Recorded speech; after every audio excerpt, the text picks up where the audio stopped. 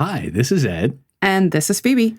Today we're talking to two of our favorite people, Nikki and Mik from Australia. They are playwrights and actors from Compersion, an intimate adult-only play celebrating a healthy lifestyle in ethical non-monogamy and the meaning of compersion. The authors use their autobiographical story to create this cultural event by revealing real-life scenarios and steamy, erotic intimacy scenes. Welcome to Swinger University with Ed and Phoebe. First, we have a couple shout outs.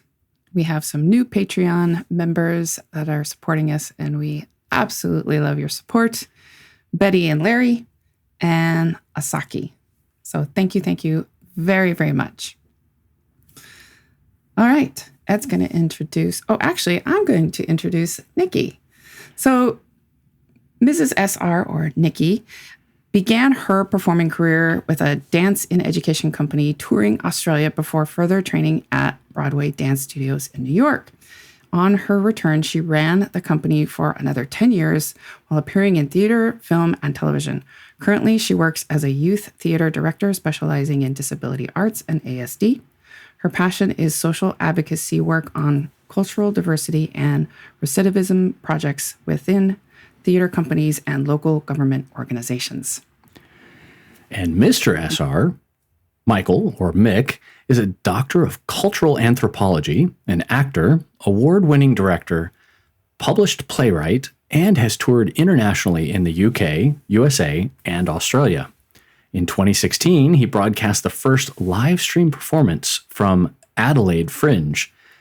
This project was based on his MPhil with an autistic theater company for which he has presented findings at the Royal Anthropological Institute in the UK.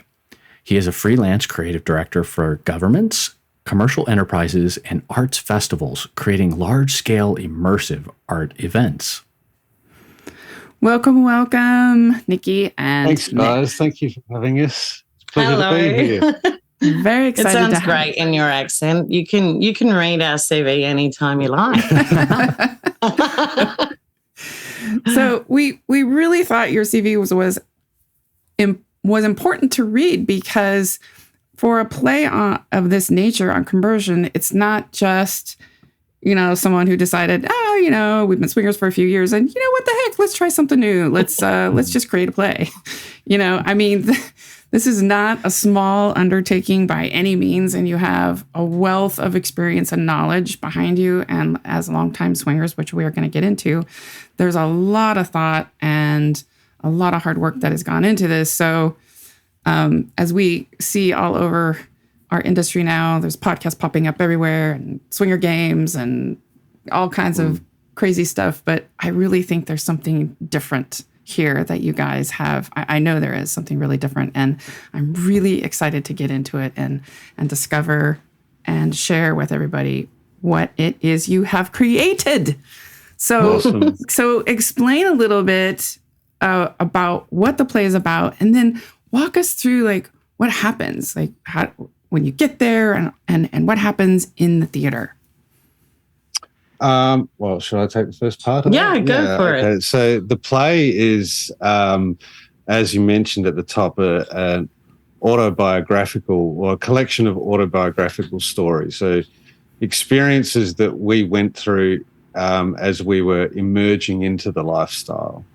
And as that process went, it was a process of discovering events, but also what the impact of those events have on us as a relationship, and all of that unpacking. And I guess we found at the time that even though there was a lot of activity around, we found it personally very hard to find people we could sort of share stories with, and you can't really go to your everyday friends that you've had for the last 30 years and sort of unpack some of this stuff. Right. And so, it's a bit awkward. So, although we did try it. Yeah. Only once. That's probably another anecdote we should write about. But we had several of these sort of anecdotes and stories, and And through the process of talking with each other and unpacking it with each other and all the rest of it, some of them were traumatic, some of them were upsetting, but some of them were quite funny and some of them were quite sort of ridiculous. And empowering. And lots of different feelings. And we also found that when we stumbled across the lifestyle and all the activity that was going on in it, we also discovered this freedom, this liberation, this sort of discovering a new identity. And all of those sort of feelings combined, those funny stories, those dramatic stories, the feelings that we had about, this welcoming new community, we just wanted to, it's just what drives any artist ultimately. You just want to find the medium you use to express how you feel and communicate those stories. So it probably started in a really essential space like that. And then we began a creative development process. So we thought it's very hard to, as you can imagine, it's very hard to sort of write and create a piece that is so intimately connected to your own experiences. So we approached it from the position of, well, we would like to do something like this to celebrate and share the stories. Let's imagine that we were working for a client. If a client came to us and said, hey, we want to do this project, then we would know all the skills that we would be able to do to put that together. So we just sort of went, right, let's park ourselves a little bit and just now apply the creative process to creating a work that fulfills what these clients want to do, which is share these stories and create a sense of awareness and identity and a platform, and I guess another cultural contribution to the community that's out there. Really, I think another element is that after working in theatre in particular for this many years and educating in theatre, one of the things you realise very quickly is that it is a wonderful tool to experience real feelings in a safe environment and to act out real life situations and see what happens if you're brave enough to answer like this, or see what happens if you say no this time, and to experiment with that, real life situations. And so we were partially aware that there's nowhere to practice. You can look and you can read, or you can go and throw yourself in the middle of it and practice it. But that really kind of, I just don't, like what you were saying before, I don't know what it looks like. I don't know what it's going to sound like. I don't know what it's going to feel like. And there's nowhere to practice. And sometimes what you're looking at is actually overstimulating, in all sorts of ways that aren't even important to what you want to go and do. And so, yeah, I think in that sense we recognised there was very little area for that sort of engagement, and that maybe theatre would be a great tool to not only have those feels, because you really do feel the feelings that you're feeling. I mean, that's part of what you do as an actor, to relive or to make those feelings come to life in the moment. And so if you're able to actually create that in a room, what happens for a group of people and their sense of self and sense of community, and what could we do? Maybe we could help. Maybe we're just blowing steam, but, let's go see and find out. And so, yeah, it was a combination of just true, honest conversation about all of our adventures. You pick it apart afterwards. You wonder why you did something, and then you recognize a behavior, and then you start looking at that behavior, and then you start, and so all of that conversation led to that realization, it really was a joke. It'd make a great play. We just kept joking about it. And then eventually we kind of went, let's write it down. And that's when we started recognizing that maybe we had something that was not only useful, but maybe empowering and a homage to the community that gave it to us, a give back. Yeah. Yes. Right. So the second part of your question, obviously, it's not a Broadway musical. There's no big set pieces and show tunes or anything like that. This is a production that's done as a parlour play, which was really popular in the 18th and 19th century. But and used to talk about social constructs. Yeah, social issues. Perfect. We've borrowed that format, which means that when you come to the venue, you're greeted at the venue by us. It really is sort of set up as if you're coming to coming to a kind of meet and greet that we're hosting. And part of the night is that we're going to sit down and the audience is very intimate, 10, 15, 20 people maybe. So it's a very small gathering. And we just sort of we start chatting and we start storytelling. And part of the storytelling is that we dramatize some of that as well. It's not like we do big Macbeth things and Laurence Olivier kind of quotations, but we do dramatize the stories we've told. But before we even begin the show, there's generally about half an hour where we just mingle, and because it's such a small amount of people, and you pour a couple of drinks and you just ask who's who and what's what. We were really surprised by how comfortable everyone was. I mean, we've been to parties where everyone just stands there. Or you might get a couple of little groups and then there's lots of people standing around and no one's taking any action. Everyone's kind of frozen. Yeah. And so we were very concerned that with a small amount of people that would be what happened, that it was too small and intimate. But actually what happened was that it was comfortable enough for them to all meet and greet each other and where are you from and what and how did you get here and exchange those stories. So by the time the show starts, that's given us a chance to get to know them too. So we actually have a really comfortable, okay, gang, we're all here. Is everyone comfortable if we all got a drink? Because we've got a story. And then, and it is as intimate as that and the play begins. We worked through roughly kind of chronological order of events that happened to us. Again, we can't, many different reasons. You can't put exactly what happened in your life on stage. You have to sort of make some creative choices there. And so that's where the sort of dramatizing and the narrative part of it comes in. So it is a story. It goes for about an hour. And in throughout the piece too, we also there are intimate acts like you said before. They're quite intimate sex acts, I guess, or solo acts and together. They are unique because they are part of the story though. They're not. This isn't just sort of going to watch a strip show or watching something like that. The events that we recreate fit within the narrative of the story. The question really was, if that is what happened, then do we show the truth or do we allude to the fact that I masturbated online every day for my sir? Because he was important to me at that time and I was, a mess for it, a hot, wet mess for the whole thing, and that's the honest truth of the situation. Do I just say that and let your imagination, or do I show you the whole messy truth of what it was like? Because part of it was fucking great. Sorry, my lad swear. Part of it was amazing. Part of it was an act of self-harm because I was looking for approval.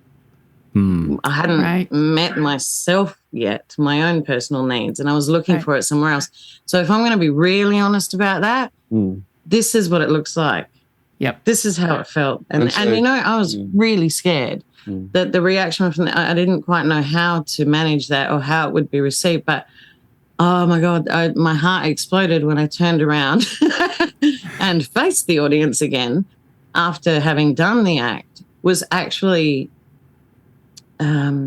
empathy, recognition of acts that they themselves had done. And in that was this like it broke the spell of shame that we all had over those acts, because it made us realize we've all done it. That's because we all suffer being human beings. Sure. So there are other aspects as well. We do a little bit of audience interaction by virtue of the fact that we talk about stories with other people, but there's only the two of us. So it's part of our performance technique that we've developed through other projects over the years, where we have a process partly involved in that mingling in the early stages, where we might find people in the audience that are going to be really receptive to being like a plant, or playing coming up on stage and playing a role. They don't have to do anything. They don't have to be involved. It's all consensual, and we work through all of that sort of in the moment. But it does mean that people get to come up and get a lap dance, for example, or come up and pretend to be someone else for a moment, and then they sit back down, or then we might move into the audience. And you might get a massage, you know. Yeah, you might get a foot massage if you're Nice. lucky, sort of, that sort of stuff. So, but we do spend a lot of time in and out of the audience as well, because it is a discussion. There are questions we're really genuinely asking the audience of ourselves, of you, of the social constructs we live in. And it wasn't something we wanted to do as we're standing on the stage and you must listen to this idea of ours, you know. And we recognize you're here because you are also curious, and you're also untying and untangling all these knots and puzzles and riddles, which means that we can just have an honest conversation tonight. Right. And we can unveil and unstrip those formalities and talk earnestly. Is it a series of little scenes put together and then you interact with the audience like with a Q&A in between, or is the interaction done after? It's more it's little vignettes and scenes. Some of them are contemporary and in the stories that we had and experiences that we had. Some of them are actually reflective. So my character, my character, goes through, unpacks a few little vignettes that happened in my history as a child, which I didn't realise until I was in the lifestyle and I'd done some of that unpacking, that some of those moments had actually shaped me. So it's not a sort of, it's not there to sort of beat myself up. It's sort of there to go, well, hang on a minute, that came from somewhere, and now I recognise where that came from, and so I can move forward. And that was something else that we noticed resonated with members of the audience as well. The Q&A, the Q&A, it's funny. Sometimes we get an audience where at the end of the show it does develop into a real Q&A session.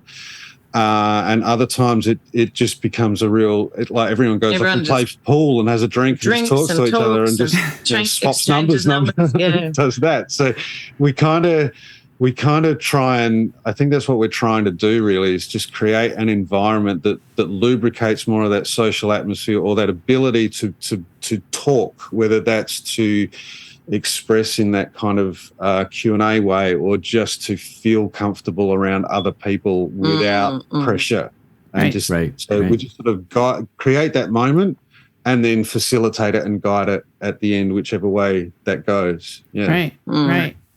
What I love so much about your play, and I just need to see it. I'm going to have to take a trip to Australia. I just know it.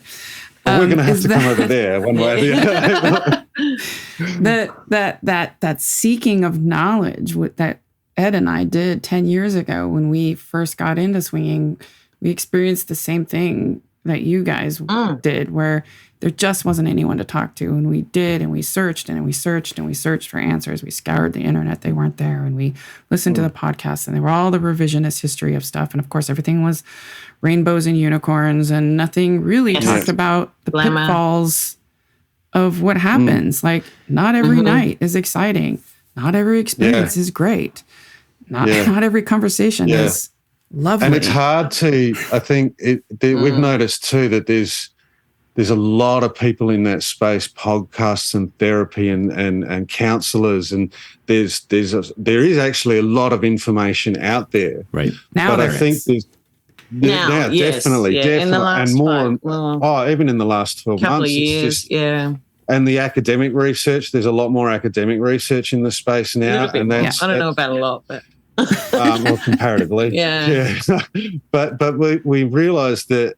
Well, we wanted to be a part of that culture of information and advocacy and awareness. And I guess this is what we can contribute in that space as theatre makers and performers. This is how we can do that.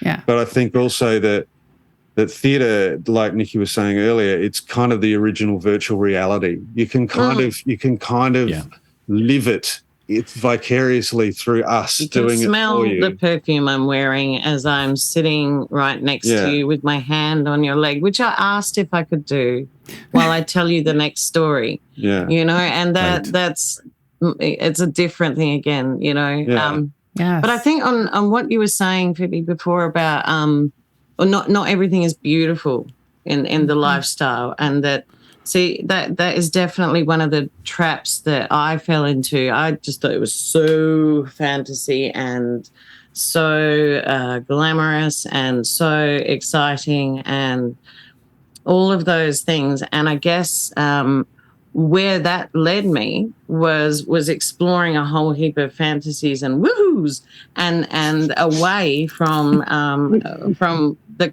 compersion. Yes. And I kind of realized it around that point that you know, there is that element of, there's a lot of people out there who just love that part of it, and that's their shtick, that's their thing, and that's okay. But for a lot of us, that lifestyle is, you know, especially if you have family and work and all sorts of other things, that glamour and that fantasy is not really the thing that's magical about it. It's right. Yeah, it's not the thing that's magical. The thing that's magical is the compersion In the relationship. and the Yes. The relationships, the experiences, those intimate moments where you have aha moments and experiences that you would have never had between the two of you. And yes. Yeah. that bring profound happiness. yes. I think there's something great to your point about having a play where you can see real people acting it out. As much as I love our content and our kind of genre of content, podcasts are, in a sense, academic. You can hear about it, you can read about it, but until you actually see it happening in that first person, watching people have that conversation, watching couples engage with other couples, right? That kind of confusion thing. Wait, didn't they come in with different people now?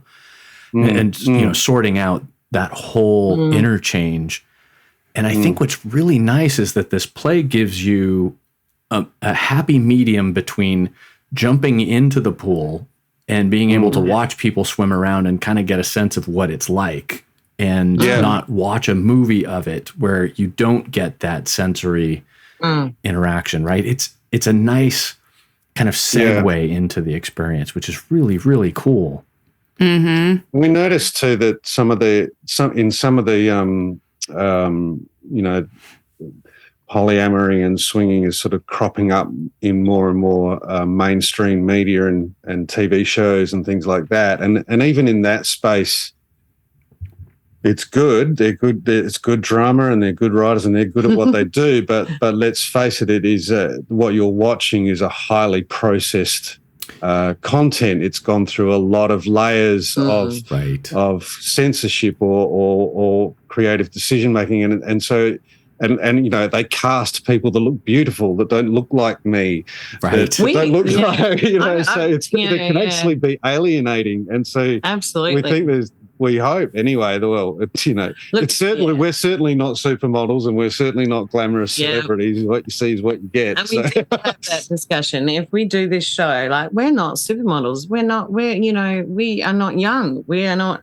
But we also recognise that it is actually people our age that make up the great majority of the A&M lifestyle at this point in time. We also recognise that I would really dislike a 23-year-old pretending to, like, playing a role of how they got into. Do you know what I mean? And Yes.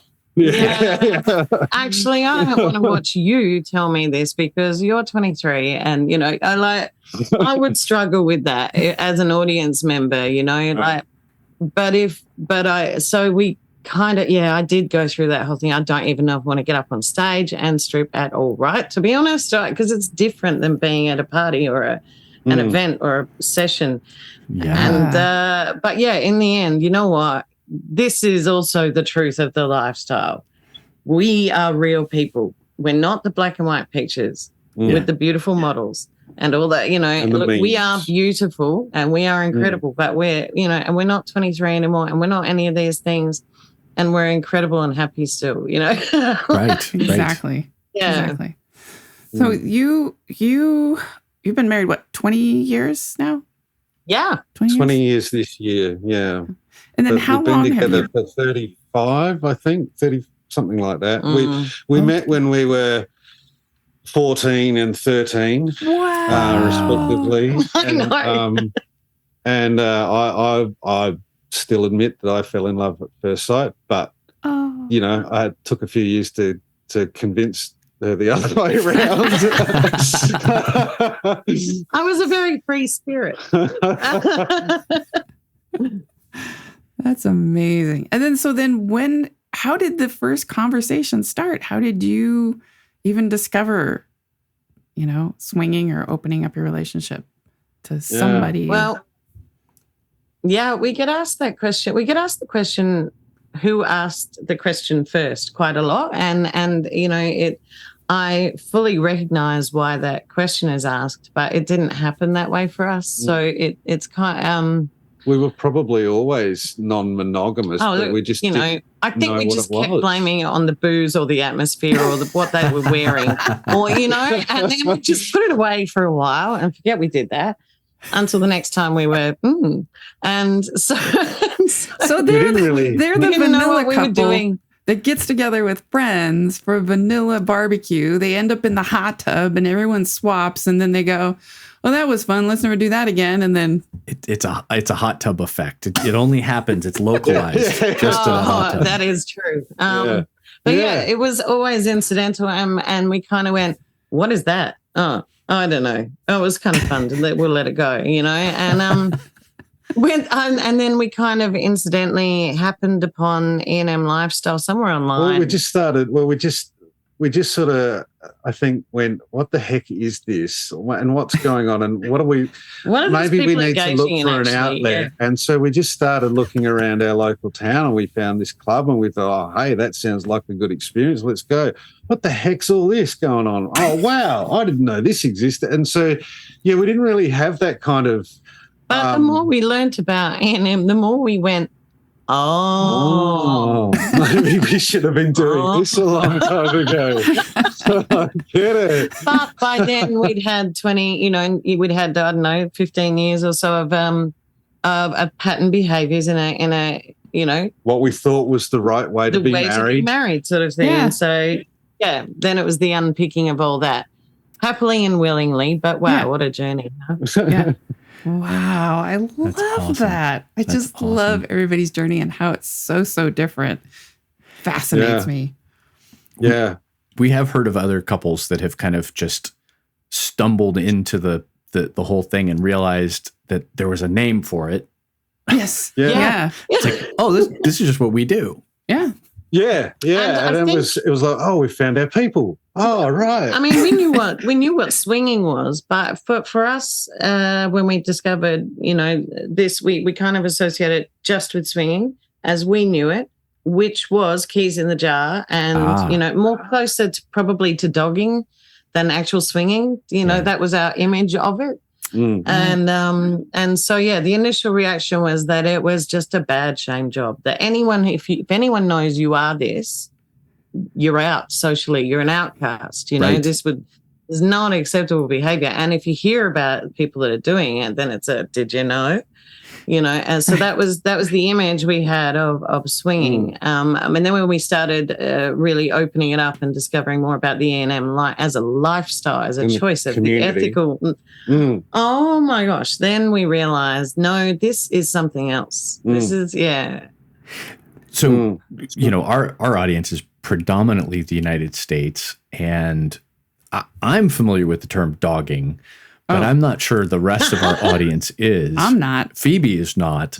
I may spend a little time online looking at porn. But for the audience, could you explain a little bit of what that term is and what it means? Well, it is. I mean, it's got, like every term, it's got variations to it. But essentially, it's more engaging in. You might go to a park or a car park that has been maybe flagged online somewhere that people will be coming and going from this area. There are actual areas that are well known for dogging.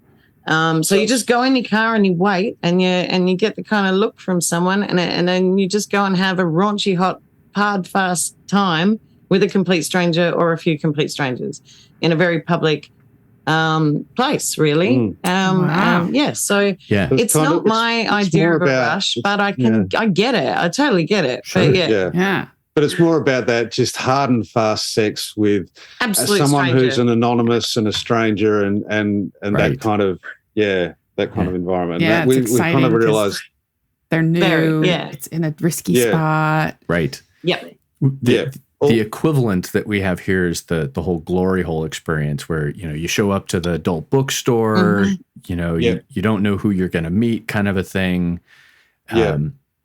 This is it's interesting, but it's all anonymous. It's that anonymous, risky kind of behavior, kind of thing, and that's fine. Like totally get that. But just not. Unfortunately, though, you could go spend your whole day sitting in that car park and be second guessing everything that happens, and nothing happens. So, was that the signal? I don't know. I'm not going to go check. No, he's just flicking his lights. Oh, damn! All right, right. So the experiences that you're drawing from in the play, these are the experiences that are after you discovered E&M and swinging was a real thing, or do some of them, these experiences, go back to when you were just doing you and you didn't even know what swinging was? Yeah, they pretty much start from that moment where we went, this is what we're into. Okay, let's actively go and look. Let's go and practice. Let's go and practice. And so how do you do that? How do you meet people? How do you we had experiences with people where especially when we were new, we had experiences with people who had claimed to be in the lifestyle for a long time. And so we went into that experience, and we had a few dates and meet and greets, and that all went well. And then we had the night where we all hooked up, and because we thought they were seasoned swingers, we thought we were newbies, and we were new. And there's so much about being a newbie. Yeah, we thought that they must have the same level of knowledge about consent and communication. They will guide us. They would be okay with that. We would be. But what turned out is that didn't happen at all. We never had a conversation. There was no consent, and it would just it got very messy very quickly. So that was one of those experiences. But earlier in the week, I can't remember. Earlier in the week, we'd had another brand new experience that went really well. Like something out of a movie, hotel room, photographer, our own lighting set. Oh my God, it was amazing fun. So we went from highs, we've got this, we know what we're doing, and let's go into the next experience. Oh shit, and all the bits and pieces you learn along the way about consent and how to achieve it, And there's practical tips too. There's practical tips like don't eat a spicy meal when you go out on a date. Because that will come back to bite you in the butt later. There's handy hints and tips for the new lifestyle. Or don't eat asparagus, that night, right? So we do the same thing. We're always calculating what meal we're going to have a few days ahead before we have the date. They're the sort of things that I don't think we ever read or heard about those conversations. They were learnt on the job, kind of. Right. Yes. The other thing is, after you've had kids for a certain amount of years, especially if you live in a smaller house, for us, we have to be quiet. And so basically, when we went into the lifestyle, we realized we'd lost our voices. Yes. We didn't know how to communicate. Know how to talk at all anymore. Didn't even know how to orgasm on voice anymore. It was like everything's quiet. And these are things we don't talk about either. Yeah. Yeah. We didn't even realize we'd sort of forgotten that we hadn't done it. It was like, oh my God, we've just lived this life for so long, we've completely forgotten that we used to do this all the time. Right. Yeah. That sort of stuff. Yeah. Mm-hmm. Yeah, suppressing all of the noises that you make in the bedroom is also something that we went through where, Yep. they were one floor above us and a couple doors down, and we got very good at being quiet. And when you can take that muffler off, you kind of, like you said, you've forgotten that you can make noise and how to make noise. It's crazy. So, or that you're even allowed to anymore. So when you don't have a voice to express your pleasure or whatever, you also don't have a voice to express your concerns or your issues, or to be able to say, actually, no, I'd rather you didn't do that, or actually, could you do that? Could you do that? Right. Exactly. Yeah. Exactly. So that took a lot. That was harder than I ever expected it to be, and was the cause of a few hard knocks because I just couldn't say something. Yes. And then you walk away, you beat yourself up, you go, you're a strong, very independent woman. What was that? Yeah. Are you 15 again? What is, and you go back in and you go it again. Yeah. That is a hard learned skill. And I think it's something that we still struggle with too, even after having been in the lifestyle for 10 years. Yeah, I really had to learn to ask for what I wanted in order to have a good experience, and being comfortable doing that, standing, in your own body and saying, yeah, I deserve to feel this and I deserve to have that, and I'm going to ask for it.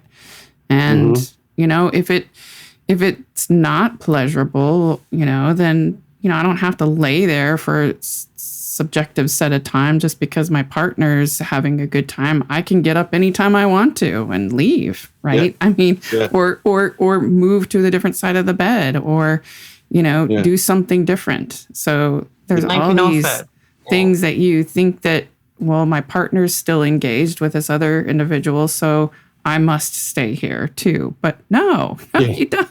Get up, go. Go to the bathroom, get a drink of water, come back, do something different. Yeah. So, all that. No one talks about any of that, right? So how did you pick or decide on what content you were going to put in the play? And do you rotate out scenes? We started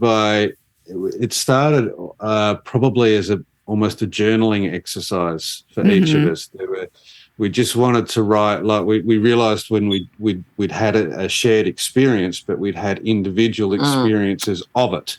Gotcha. And that was probably, that was often part of the some of the more unfortunate conversations we had with each other after events, is that one person had a perception of what was going on and the other one saw something completely different. So we just started with journaling. Made another assumption, maybe. Yeah. Started journaling those stories from each of our own individual perspectives. Yep. And then we sort of swapped them over, and they were just sort of.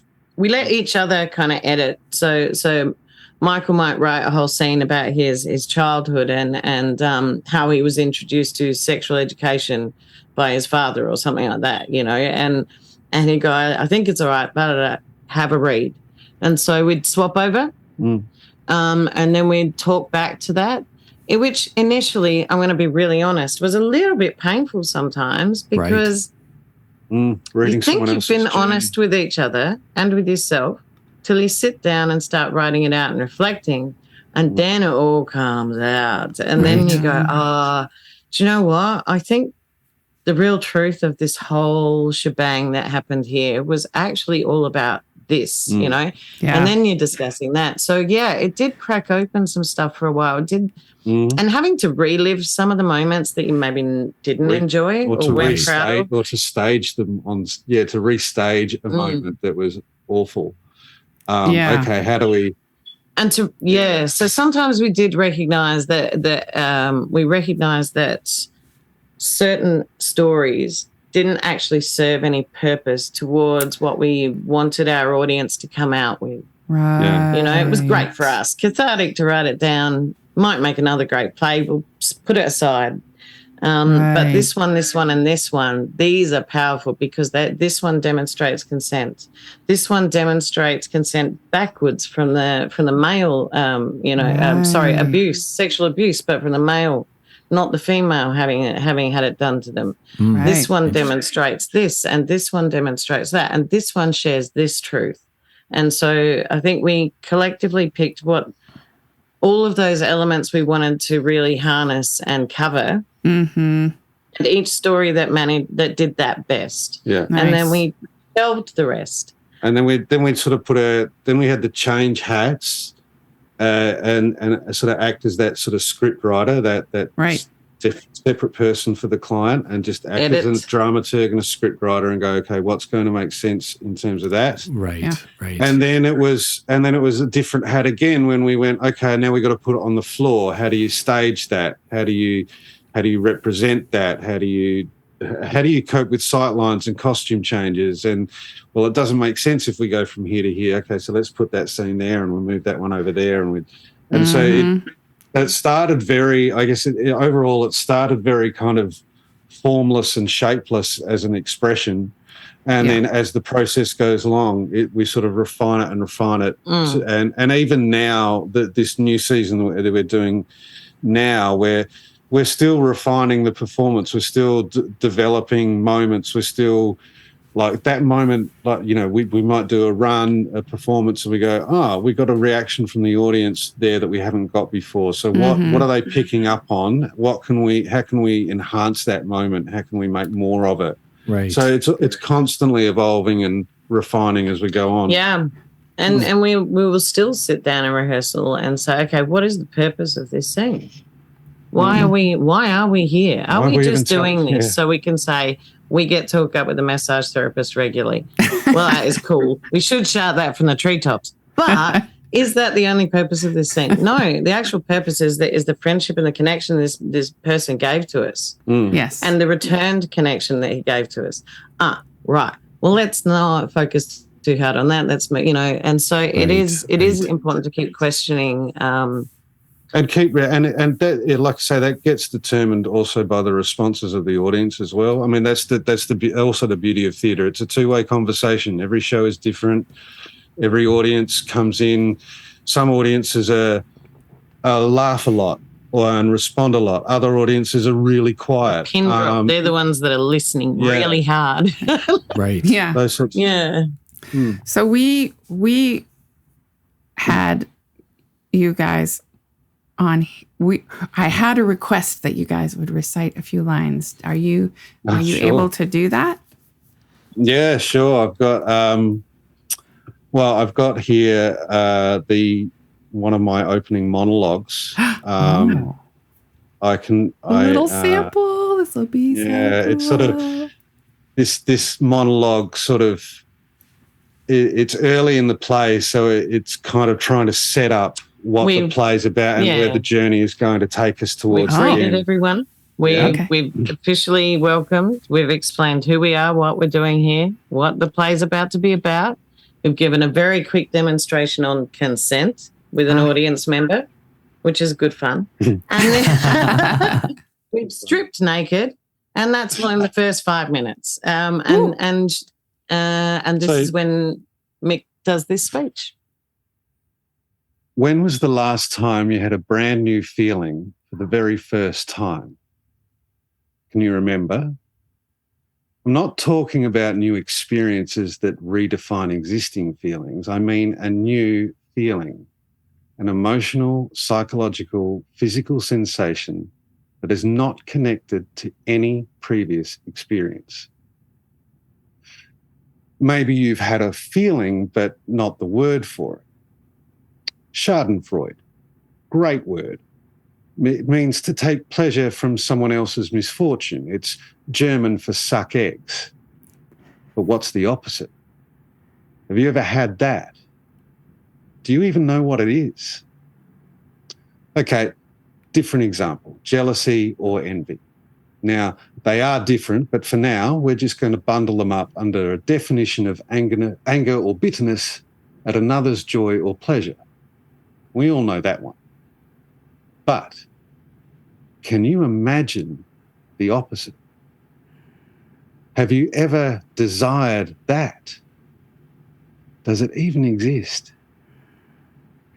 And how can you know a feeling that has no vocabulary, no way to express it? Some of the happiest moments I've ever had in my life have involved watching Mrs. SR have sex with other people, mostly men. Now, believe me, that's something I thought I would never say, but it's true. It's a feeling that is so full of happiness that my whole body glows. And there is a word for it. Now, you may be sitting there wondering, how on God's green earth did you get there? I can't possibly imagine that. Maybe it triggers a reflex response in you, in your body, right now. Tight, hot, or prickly. There is a gap between that feeling and mine. It's a fog-filled chasm without a floor, safety net, or a rope bridge. It's too far to jump. But I wanted to be there. We both did. It was calling us. So we walked into the fog, into that chasm, into the great unknown. We read and we researched. We had new experiences, some successful, some not. We yelled, we hit, and we hurt each other because it was scary, because it was hard. It was a lonely journey of self-discovery, of riddles, puzzles, and knots. But learning anything new takes practice. Yes, very well written. Oh my gosh. I loved the choice of words because they resonated with me and a lot of the experiences that we went through, and just dead on to that kind of vague sensation that you wander through, that fog. Yeah. And without a language or if no one's ever told you, like I was thinking about it and talking about it with someone the other day, like jealousy, envy, anger, all of those things, they're just, if you look through literature, if you look through theatre and all the plays we study, all the great characters, that's what drives them. Right. Iago is jealous. Iago is envious. Like they're all driven. That's what creates drama, and that's fantastic. But I can't think of a character that's ever been written that sort of celebrates the opposite. It's like there's no drama in that. Generally, there's no drama in being happy for someone else. Generally, a character who celebrates the opposite is an innocent or a fool. Yeah. Right. You look at Ted Lasso, he's probably as close as you can get to a compersive human being on television. Character on television. And but he's still portrayed as that kind of still the fool. Fish out of water fool. Right. And right. Yeah. And I think this is that it was that process of, man, there's got to be another way to think. This way of thinking doesn't work. But what is it? I don't know what it is, and I can feel it, but I can't. Yeah, I mean, we discovered the word. Even the social definition that you run into in the lifestyle all the time about drama, and we don't deal with couples who have drama. Like that's that very definition of strife or conflict or all of those things that you talked about that really focus around jealousy or envy or anger Trauma. or frustration. But that opposite feeling is really kind of a passive thing. It's an internal thing, and you don't really even see it on the outside other than a really nice smile. And it is something that we can pull apart jealousy and envy. We can compartmentalize where bits of it get triggered or where it happens or what circumstances it might happen under. But it's almost like an active process to constantly redefine what jealousy and envy is. But like you say, that the opposite just seems to live in this benign, passive, vague kind of experience. Well, what if we actually invested some time into practicing that and applying that? And I think that's more broadly what we also liked about the word and the idea is that just outside of the lifestyle, it's not a bad idea to apply in your life generally. Right. Someone was saying to me the other day that they were looking at it in this beautiful way. It just knocked my brain. They're not even in the lifestyle. It's just that we were talking about compersion because I just apply it, to whatever. And they said, "Oh, I get it. You know what? That's like when you're watching a baby, a really young kid, get a birthday cake, or their first cake, and they just take that thing and they put it all over their face, and it's just the most happiest, most explosive amount of joy in that room, and you don't feel like you're peed off that you didn't get any cake. All you're doing, and or that the cake is ruined. You're just completely full of joy watching their happiness. Mm. Like watching their happiness makes you feel so much joy. And he looked at me and he goes, "Yeah, you don't do that, do you? It gets knocked out of you after that, though." And I just went, "He's absolutely correct. Hold on. You're allowed to have your cake and eat it too, and enjoy your life and be happy when you're little. But when you're older, you know that you shouldn't be doing that with the cake, and the right thing to do is share it, and the right thing to do is use a knife and fork, and the right thing to do is Yeah. So when you were reading, I just wanted to touch on one last thing before we wrap up, because I really want to tell our listeners where they can see you and if you're going to be on tour and all that good stuff. But when you were reading, I closed my eyes for a little bit because I just dropped down into the space and I realized I already started feeling, what you were saying. And I already started to deeply process your words. And the reason that is because there was silence around me. There wasn't loud music. There wasn't, voices. And so this is why I think the play is so impactful, because it's like you're in a bubble where you're just focusing on that and you're processing all that information in that moment, not in a chaotic environment, not listening to a podcast while you're driving or in the gym. You're getting bits and pieces of it. You're not really comprehending everything that's there. But in the play, you've got the smells, the visual, the even contextual. If you're if you're a participant in the play, it's almost meditative. Yes. But you're not alone, which is something you are a lot in the lifestyle. I know that sounds really odd to say that you're often alone. Yeah.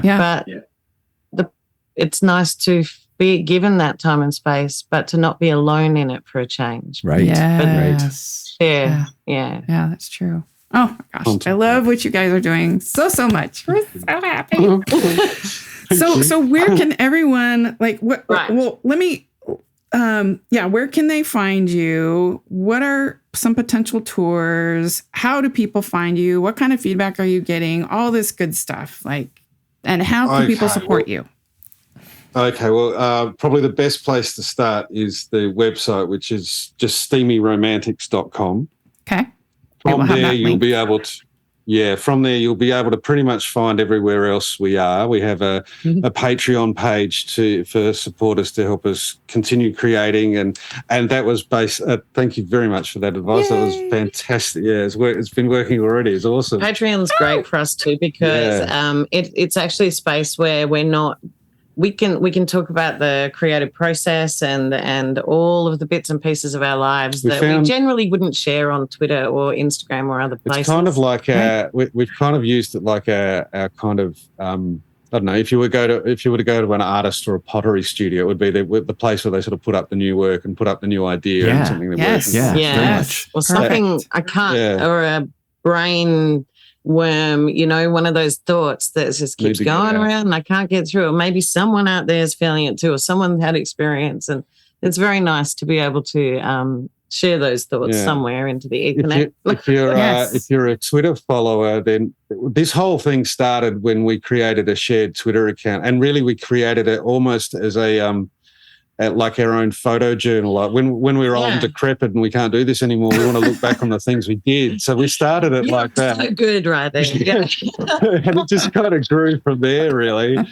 But most immediately, we have a season coming up in Adelaide, South Australia, in April, middle of April, 17, 18 and 19. The details are on the website. Nice. And by the end of this year, we're working towards being in Sydney, Melbourne, and hopefully Gold Coast as well. And in the meantime, we are advocating and working our butts off to try and organise some tours to Europe and USA as well. And like I say, it's a parlour show. It really does fit into a suitcase. It's just us, our costumes, and a boombox. There's not a lot of costumes, really. Not a lot of costumes either. So they're pretty scanty. Carry-on luggage kind of stuff. So we're looking to broaden it out and start touring and start. I think creatively we're really excited to start taking this overseas because we for a couple of reasons. One, we want to see how this work responds interculturally, like this is particularly an Australian experience, particularly Australian Adelaide experience, but how does that resonate with people from different cultural backgrounds? That's the anthropologist in me, obviously. Right. Yeah.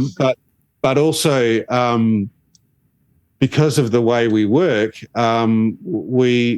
it's by mingling and having exchanges and conversations with people that informs the next piece. That's where the next story comes from. And all the work that we want to create in this space, we want it to be reflective of genuine experiences. So, and if people aren't sharing these experiences with each other, God, they must be dying to just get some of this stuff out, or to say, hey, I have this story, right? I don't want to be named, but it's, or I have this issue or this real thing in the lifestyle, and I really want to talk about it. I want to talk about this or that. I think that gives us this beautiful ability to represent more voices, and the more voices that we can get out there, the more we realize we're all okay. Yes. And in that sense too, that's what we hope the Patreon page is for as well, because we recognise there's other aspects to the community. Like we're both advocates of diversity, neurological, physical diversity, ethnic diversity, all sorts as well. And we are obviously two middle-aged white people, and we don't really feel like we can represent that, but we would like to try and find a way of incorporating a voice for those people as well. Right. Yeah. Right. I want to wrap up today's show by a quote that you had. I'm not sure if you said it in your opening monologue, but I just love it. You had expressed it earlier when we had a meeting, and you said compersion is learning to grow through the other feelings to get to that one. And I feel like that is so true of our journey, and that is expressed perfectly of what we have experienced and what I see has been our process as well. So I think that's really important for everyone to honor all those other feelings. It's an important journey. You're not going to just get there magically. It is a journey, and it's not a journey for the lighthearted. It's not. No, it's relationship on the hard level, Steroids. extreme God mode. It is. God mode. Well, thank you so much. We are so glad to have you on our podcast, and we will definitely follow you and promote you and follow you wherever you are going and opening. So please, we keep in touch. We already follow you on social media, so I'm sure we'll know what you're doing. Look forward to being able to sit in the studio with you. Absolutely. And that would be fun. Maybe we'll be reciting the next lines from the next one as well. That would be amazing. That would be. Thank you so much. Yeah. Thank you It's both. been absolutely delightful.